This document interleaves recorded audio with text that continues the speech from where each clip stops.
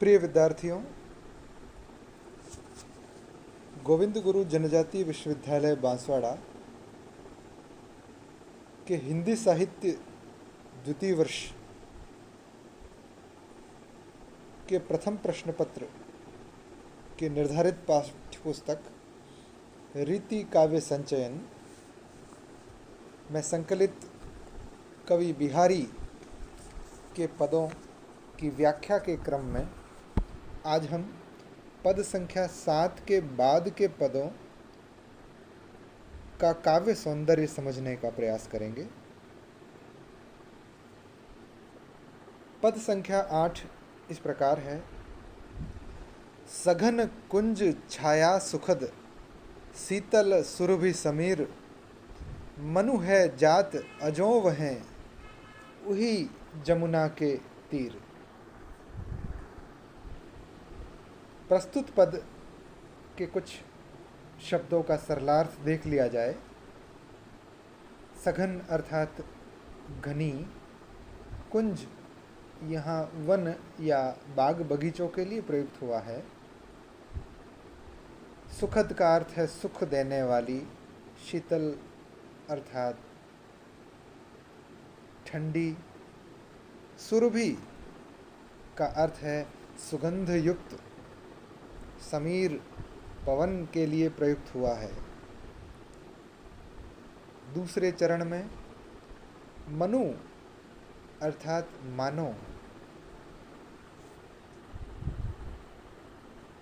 मनु का अर्थ यहाँ मन के लिए प्रयुक्त हुआ है।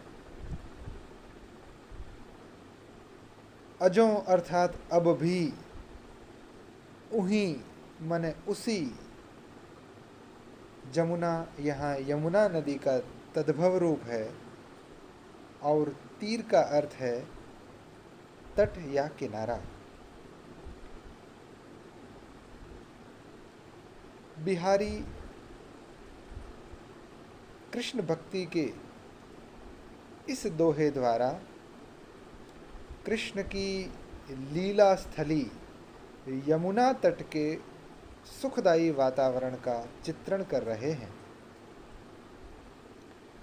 कवि बिहारी कहते हैं कि जिस यमुना के किनारों पर कूंजों अर्थात पेड़ पौधों, बगीचों की सुखदायक छाया है और जहाँ पुष्पों की मधुर गंध से युक्त शीतल पवन संचरित होती रहती है,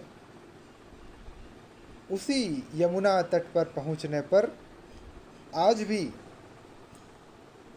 प्राणी मात्र का मन उसी आनंददायिनी दौर में पहुँच जाता है जब वहाँ पर श्री कृष्ण ने नाना प्रकार की रास लीलाएं और क्रीड़ाएं की थी। अर्थात यमुना का तट आज भी श्री कृष्ण की लीला स्थली को सजीव किए हुए है कि किसी भी व्यक्ति का मन वहाँ पहुँचने पर श्री कृष्ण की उन लीलाओं के स्मरण को साकार करने में समर्थ हो जाता है। बिहारी ने उक्त पद में यमुना के तट के वातावरण का बड़ा ही आनंददायिनी और कृष्ण प्रेम से परिपूर्ण चित्रण किया है। वर्तमान में यमुना तट की भौतिक दशा चाहे जो हो, किंतु श्री कृष्ण की लीलाओं का साक्षी होने के कारण वहाँ पहुँचने पर अनायास ही चित्त श्री कृष्ण की क्रीड़ाओं में खो जाता है। इस प्रकार यमुना के तट का बड़ा ही सजीव, सहज और स्वाभाविक चित्रण मिलता है। भाषा शैली सरल और सहज रसयुक्त है। अगले पद पर आते हैं। सोहत ओढ़े पीतुपट, श्याम सलोने गात, मनो नीलमणि सैल पर आतपु पर्यो प्रभात। प्रस्तुत पद में कुछ शब्दों का सरलार्थ देख लिया जाए। सोहत अर्थात शोभा देते हैं। ओढ़े पीतु पटु, ओढ़े हुए अर्थात धारण किए हुए, पीतु अर्थात पीले, पटु अर्थात वस्त्र। श्याम श्री कृष्ण के लिए प्रयुक्त हुआ है। सलोने अर्थात लावण्य युक्त, गात का अर्थ है शरीर। अगले चरण में प्रयुक्त हुआ शब्द मनो यहाँ पर उत्प्रेक्षा अलंकार का द्योतक है। मनो अर्थात मानो। नीलमणि, नीली मणि, सैल अर्थात चट्टान, आतपु अर्थात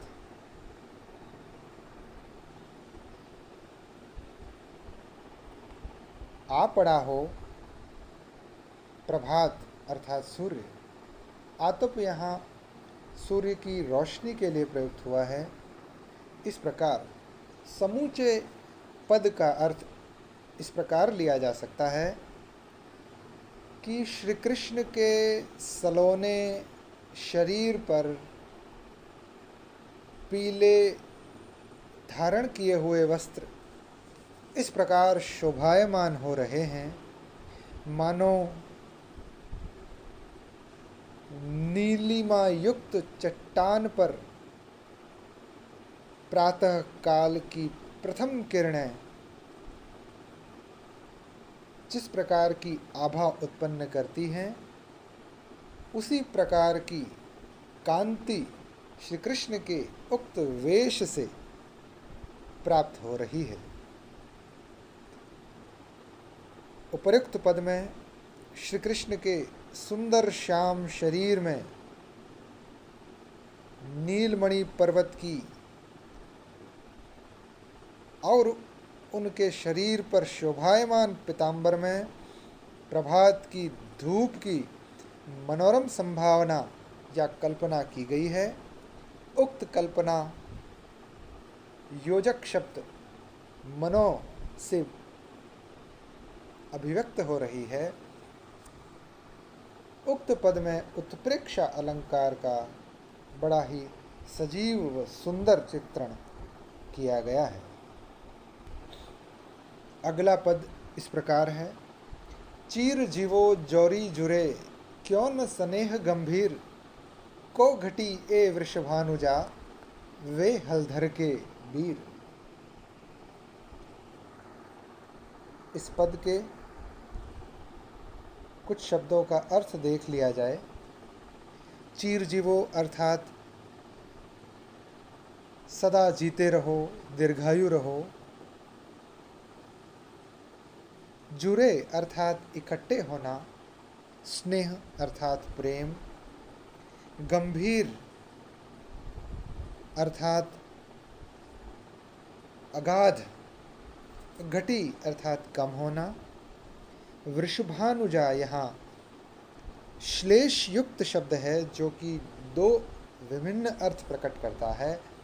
पहले अर्थ में वृषभानुजा का अर्थ हुआ वृषभानु की बेटी और दूसरे अर्थ में वृषभ अनुजा अर्थात सांड की छोटी बहन। ठीक इसी प्रकार से हलधर शब्द यहाँ दो अर्थ प्रतिपादित कर रहा है। पहला अर्थ हल को धारण करने वाले अर्थात श्री कृष्ण के अग्रज बलराम, बलदाऊ, और दूसरा हलधर का अर्थ हल को धारण करने वाला बैल, वीर का अर्थ है भाई। इस प्रकार समस्त पद का अर्थ इस प्रकार लिया जा सकता है कि राधा और कृष्ण की यह जोड़ी चिरंजीवी रहे, यह अपने युगल स्वरूप में सदैव युगों युगों तक व्याप्त रहे और इनके बीच का प्रेम तो घना क्यों न हो, क्योंकि इनमें से एक तो है वृषभानु की बेटी और दूसरा है हलधर का भाई। वृषभानु राधा के पिताजी का नाम है। एक राधा वृषभानु की बेटी है और दूसरे श्री कृष्ण हलधर अर्थात बलराम के भाई हैं। इस दूसरे चरण का एक दूसरा अर्थ जो लिया जा सकता है वह इस प्रकार है कि इनके बीच प्रेम से क्या घट जाएगा, क्योंकि एक तो वृषभानुजा अर्थात वृषभ अनुजा सांड की छोटी बहन है और दूसरा हलधर अर्थात बैल का भाई अर्थात यह भी बैल है। इस प्रकार हम देखते हैं कि उक्त पद के दूसरे चरण में श्लेष का चमत्कार चकित करता है। श्री कृष्ण को लेकर यह श्लेष बिहारी के पदों में मिलने वाला कृष्ण भक्ति के साथ साथ अपनी काव्यात्मकता काव्य प्रतिभा को उजागर करने वाला महत्वपूर्ण पद ठहरता है। धन्यवाद।